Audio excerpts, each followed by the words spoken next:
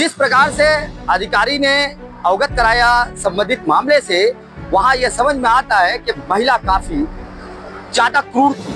क्रूरता की इतनी हदें पार कर चुकी थी कि उसने उसी घर में अपने पति के शव को छुपा करके और खड्डा खोदा, फिर उस शव को अंदर डाला और सबूत मिटाए, और यह क्रिया जो उसने अंजाम दिया उसमें सप्ताह भर लग गए। ऐसे में सप्ताह भर के बाद भी वो औरत उसी घर में रहती रही, तो उसकी क्रूरता की कितनी हद। दूसरी के बाद जो चमन है वो कितने बेखौफ थी उसी घर में रहना, या उसके बाद कहाँ गई इसकी जानकारी? देखिए, हत्या ये अंदाजन 5 और 6 जुलाई के बीच में हुई है, और उसके बाद तकरीबन 12 से 14 दिन तक आरोपी जो महिला है वो उसी घर में एकदम नॉर्मल तरीके से रह रहे थे, जैसे कि मतलब कुछ हुआ ही नहीं। इस टाइप से उन्होंने खुद को और आसपास के लोगों को उस तरीके से प्रेजेंट किया कि सब कुछ ठीक से चल रहा है।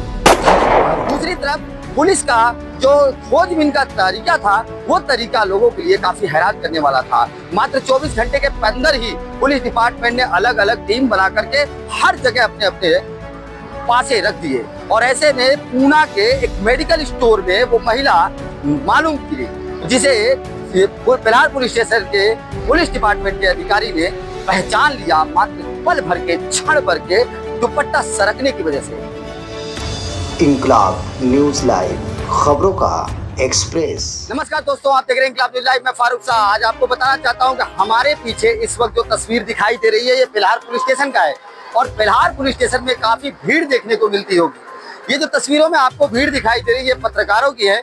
यहाँ लगभग 100 से 150 पत्रकार हैं, लेकिन इन्हीं पत्रकारों से जो खबरें प्रसारित होगी पूरे भारत में, लगभग हजारों मीडियाओं पर चलेगी, क्योंकि आज की जो खबर है वो पिलार पुलिस स्टेशन के लिए बहुत बड़ी खबर है कि पिलार पुलिस स्टेशन के डिपार्टमेंट ने उस अपराध का खुलासा किया जिस अपराध की लोगों ने कल्पना नहीं की थी कि इतनी जल्दी खुलासा हो जाएगा।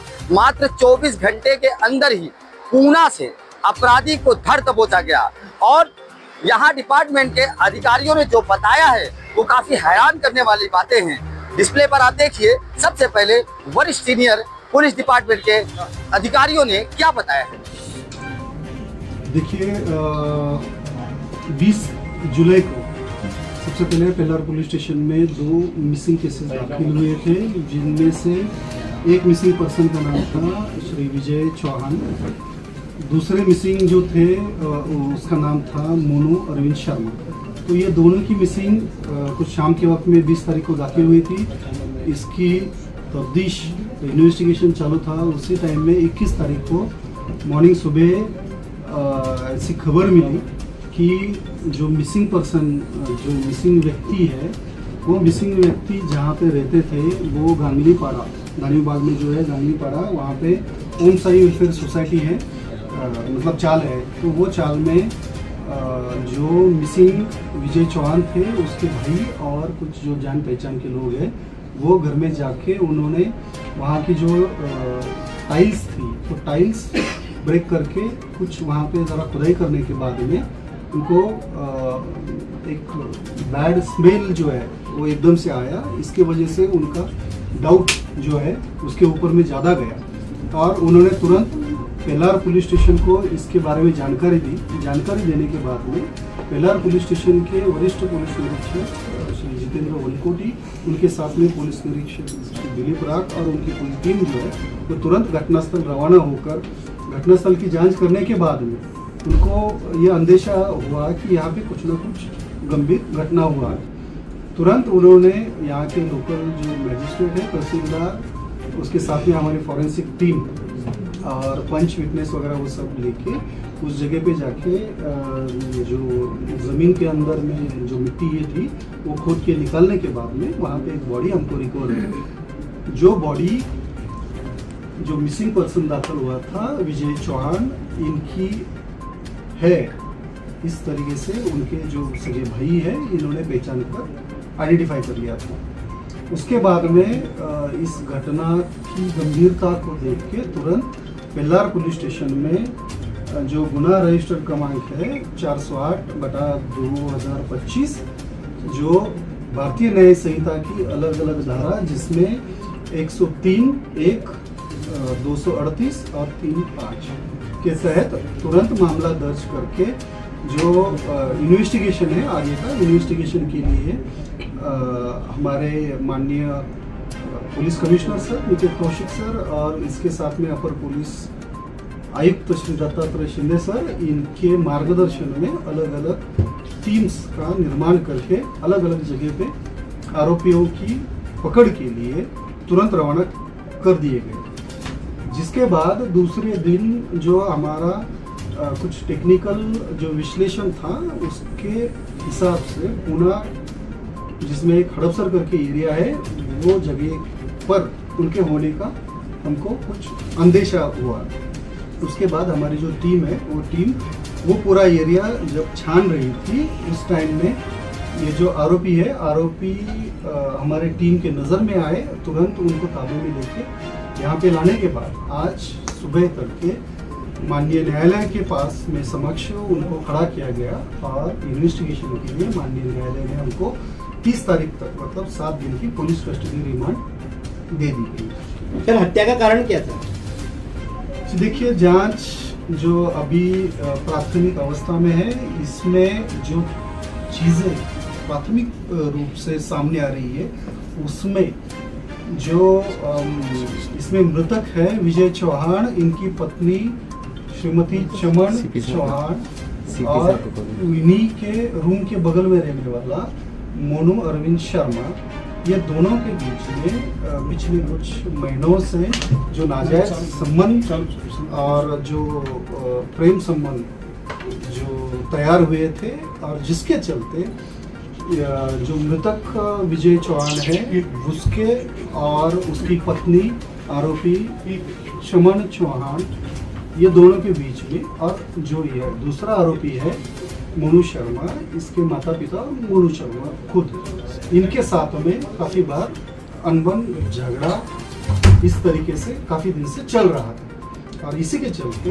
इन दोनों के जो चक्कर चल रहा था, इसमें इसकी बाधा ना रहे या फिर इसको हटाया जाए, इसके चलते आरोपियों ने जो मृतक है उसकी हत्या कर उसका जो शव है, वो शव अपने ही घर में गड्ढा खोद कर उसमें दफन कर दिया। हत्या किस प्रकार की? किस प्रकार से हत्या? किस हथियार का उपयोग किया गया था या किस पद्धति से की गई? देखिए, हथियार और इसके बारे में जो है वो जब पोस्टमार्टम रिपोर्ट मिलेगा और उसके बाद में बाकी और इन्वेस्टिगेशन करने के बाद एक्चुअली में किस तरीके से और किस इससे हथियार से या और दूसरे किस तरीके से इसकी हत्या हुई है, इसके बारे में और स्पष्ट रूप से जानकारी।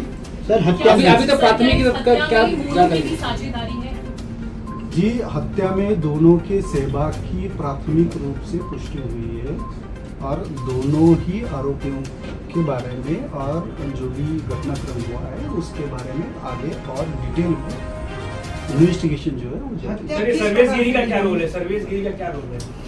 मैंने बताया आपको, देखिए जो अलग अलग फैक्टर्स या अलग अलग घटनाक्रम जो है, वो घटनाक्रम की लिंक जब आप जोड़ोगे एविडेंस या कुछ पुरावे की दृष्टि से, तभी ये सब चीजें जो है वो सब चीजें क्लियर हो पाएगी। तो अभी ये जो प्राथमिक ही स्टेज पर अपना इन्वेस्टिगेशन है, जैसे जैसे ये पुलिस कस्टडी रिमांड में आगे इन्वेस्टिगेशन बढ़ेगा तो और भी काफी सारी चीजें हैं, उनकी स्पष्टता मिल गई। अच्छा, कहाँ था जिस समय हत्या हुई और बच्चे ने क्या जानकारी? देखिए, जब देर रात उनकी हत्या की गई, उस टाइम में बच्चा उन्हीं के घर में था, कहीं बाहर नहीं था। और दूसरे दिन जब वो गड्ढा खोदकर उसमें कर रहे थे, तो उस टाइम में कुछ देर के लिए वो जो बच्चा है वो अपने स्कूल गया था और उसके बाद में फिर वो अपने घर पे ही रहा है। मृतदेह को कहाँ रखा गया था हत्या के बाद? हत्या के बाद में मृतदेह उन्हीं का जो सोने का पलंग है, जिसपे सोते हैं, वो जो बेड है, बेड के ऊपर में ही, मतलब उसके ऊपर में चादर वगैरह वो सब काफ़ी सारा कपड़ा वगैरह डाल के लपेट के वहीं पे रखा गया था। और ये सब काम होने के बाद, गड्ढा होने के बाद में फिर उसमें डाल कर दफन पुणे में कैसे पहचान हुई कि यहाँ पर वो औरत है या बच्चा है, कैसे उसको detect देखिए किया? कुछ छोटी मोटी जो टेक्निकल चीज़ें होती है, जो चीज़ों के माध्यम से यहाँ तक हमको जानकारी मिली थी कि पुणे में किसी एरिया में वो हो सकते हैं। अब वो अगर हमको वो थोड़ा सा लीड था, लेकिन उसके आगे बाकी कुछ भी लीड नहीं था। तो हमने हमारी जो पूरी टीम है, वो पूरी टीम अलग अलग टुकड़ियों में बांट कर वो जो एरिया है वो एरिया पूरा हम स्कैन कर रहे थे, मतलब पूरा एरिया छान रहे थे। और ऐसी छानबीन करते वक्त में एक मेडिकल स्टोर के पास में ये जो 5 साल का लड़का है इनका, तो वो लड़का वहाँ पे स्पॉट हुआ। होने के बाद में जो हमारे PSI भोपले करते हैं, उन्होंने देखने के बाद थोड़ा सा उनको जैसे डाउट रहा हुआ। उसके बाद में थोड़ा सा इधर वो देखने के बाद ये जो आरोपी महिला है चमन चौहान, तो वो अपने सर के ऊपर में दुपट्टा ओढ़कर वहाँ से निकल रही थी। तो निकलते समय में अचानक मतलब हवा या किसी वजह से हुआ होगा, लेकिन वो जो दुपट्टा है थोड़ा सा उनके सर से सरक गया था, जिसके कारण वो एक सेकंड का जो है वो चेहरा हमारे ऑफिसर को देखने को मिला। जिसके बाद क्योंकि हमारे उनकी तस्वीर जो थी हमारे ऑफिसर के पास थी, और तुरंत हमारे ऑफिसर ने वो बच्चा और वो आरोपी महिला है उनको तुरंत पहचान लिया।